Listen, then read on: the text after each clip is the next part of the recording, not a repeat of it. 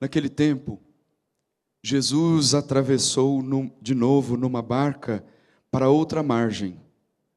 Uma numerosa multidão se reuniu junto dele e Jesus ficou na praia.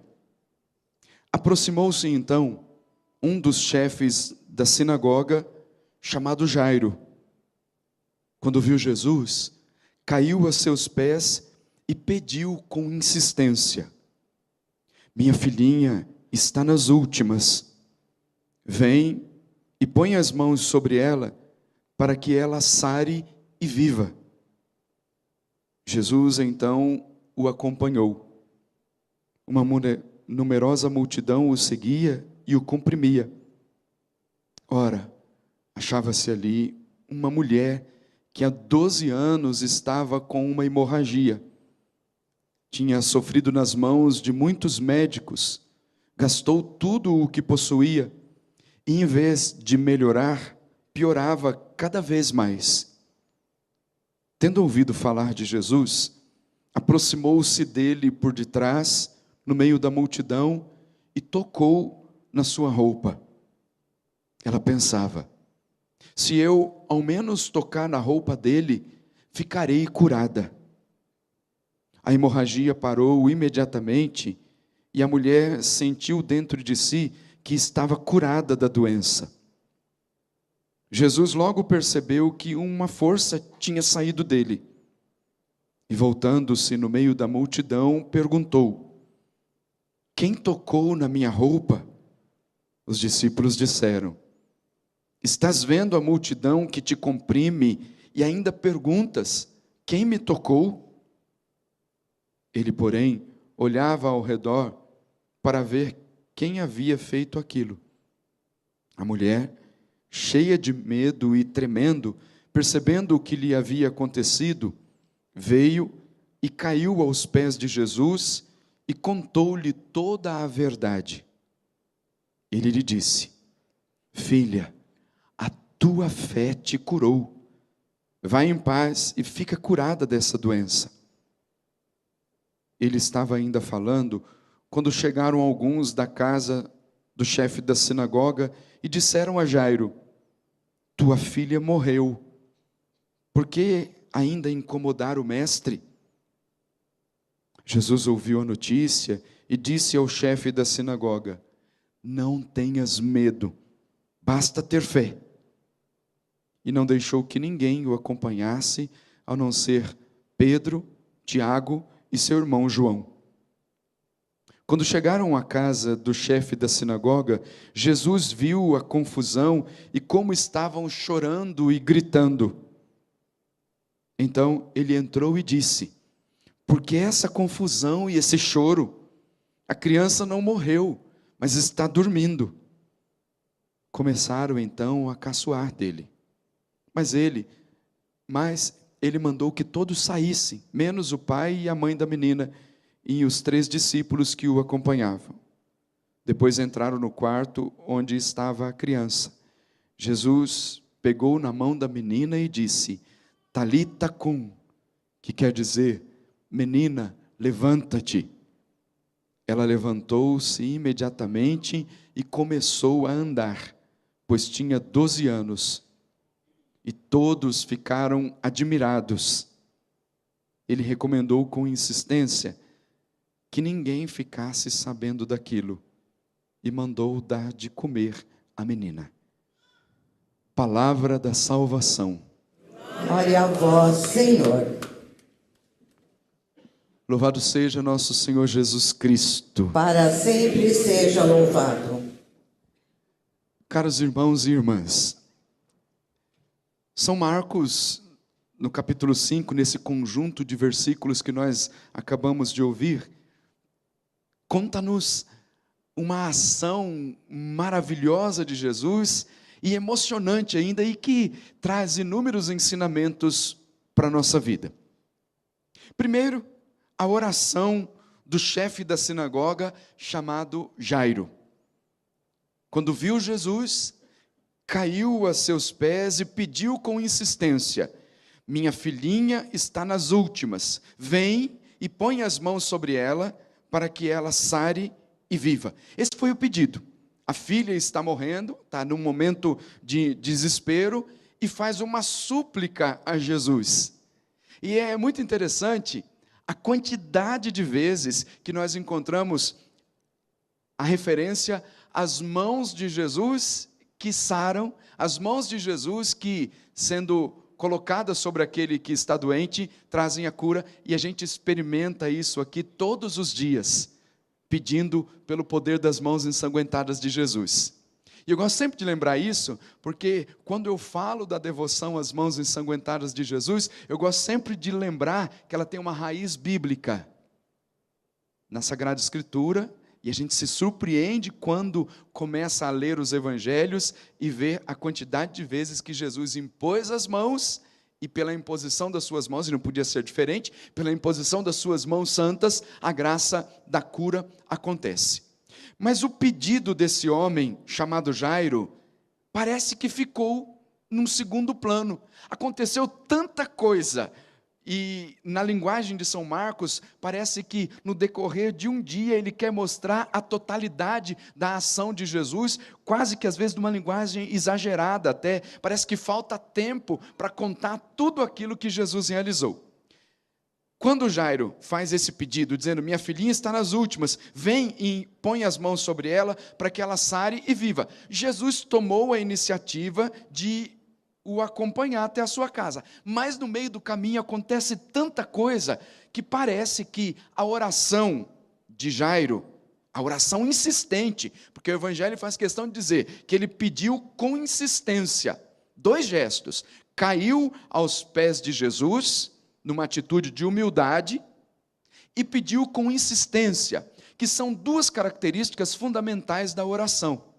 A oração humilde, ela toca o coração de Deus, toca o coração de Jesus, e ele se desmancha em compaixão para atender a prece de um coração humilde. E depois, a segunda característica, que é a insistência. Significa dizer que não desiste da oração, pede insistentemente ao Senhor que escute a sua prece. Mas parece que, com tantas coisas que aconteceram depois que Jairo fez esse pedido insistente, que parece que a sua prece ficou em segundo plano. Imagine aquele silêncio de Deus, e que faz com que muitas pessoas desistam até de continuar com a sua oração, porque diz assim, Deus está demorando para responder, Ele se esqueceu de mim. E aparecem outros, como apareceram aqui no Evangelho, dizendo para Jairo, olha, tua filha já morreu, para que incomodar o mestre? Muitas pessoas acabam recebendo palavras negativas para a sua vida, semelhantes a essa, dizendo, olha, esquece, o que você está vivendo é muito impossível, Deus já não vai ouvir as suas preces, Ele já se esqueceu disso. Para de incomodar a Deus com reza, para de incomodar Jesus com reza, já não tem mais jeito a sua vida. Existem aqueles que, com uma carga de negatividade muito grande, se dirigem às pessoas que estão cheias de esperança, porque sabem que Deus escuta as preces, mas com uma carga de negatividade muito grande, acabam dizendo isso. Para de incomodar o Jesus com oração, porque não tem mais jeito, a tua doença é incurável, a tua situação é impossível, para de incomodar. Mas um coração cheio de esperança nunca desiste, porque a menor oração, com essa característica, insistente, na humildade e cheia de fé, ela toca o coração de Deus. A oração que nós fazemos, as mãos levantadas em preces, elas são levantadas vazias, mas elas não voltam vazias. Deus sempre escuta a nossa oração. Pode ser que esteja demorando para que Ele responda, pode ser que alguém diga assim, mas eu estou rezando já há tanto tempo, e eu não tenho uma resposta para isso que eu estou pedindo a Deus. Espera com paciência, sofre um pouquinho as demoras de Deus, porque na oração insistente, Ele vai te dar uma dupla bênção, que é a santificação da tua vida, fortalecimento da tua alma e a cura que você precisa, e a graça que você tanto precisa. Esse silêncio de Jesus para responder Jairo, parece que deixou um pouco, até se esqueceu daquilo que ele tinha pedido, porque no meio do caminho aparece essa mulher que sofria há 12 anos de uma hemorragia, tinha sofrido na mão de muitos médicos, gastou tudo o que possuía, em vez de melhorar, piorava mais, até que se encontrou com Jesus. E tem todo o contexto da cura dessa mulher, que ocupa, inclusive, a maior parte da narrativa do evangelho de hoje. Jairo só pediu com insistência para que sua filha fosse curada. Jesus tomou a iniciativa de ir até lá, mas depois a narrativa é ocupada toda com a história dessa mulher, que foi uma manifestação de fé extraordinária. Que aqui está também o segredo da oração. A oração da fé tem poder para curar. A oração da fé salva o doente. A oração da fé restaura as nossas famílias, restaura a nossa vida. E essa mulher teve uma atitude de fé, dizendo: se ao menos tocar na roupa dele, ficarei curada. Imagina, são todas coisas simples. Não tem nada de complicado aqui. Jairo, com humildade, insistiu ali, caiu aos pés de Jesus e insistiu para que sua filha fosse curada. A mulher disse: se ao menos eu tocar a roupa dele, ficarei curada. Não tem complicação para as coisas de Deus. É tudo tão simples. Basta ter fé. Basta pedir com insistência. Tem gente que faz tantas outras coisas por aí para encontrar uma resposta para as suas inquietações. E quando chega diante de Jesus, a única exigência é essa: tenha fé e ore com fé. Tenha fé. Você não precisa pagar nada. Você não precisa penhorar os seus bens para isso. Tenha fé. Ore com insistência e tenha fé. Simplesmente isso. Sem nenhuma complicação. A mulher disse: se eu ao menos tocar na roupa dele, ficarei curada. E ela fez isso. E quando ela tocou com fé, Jesus disse: saiu de mim uma força. Alguém me tocou de uma forma diferente. E essa forma diferente se chama fé. A oração da fé tem poder. Deus não é indiferente às nossas orações.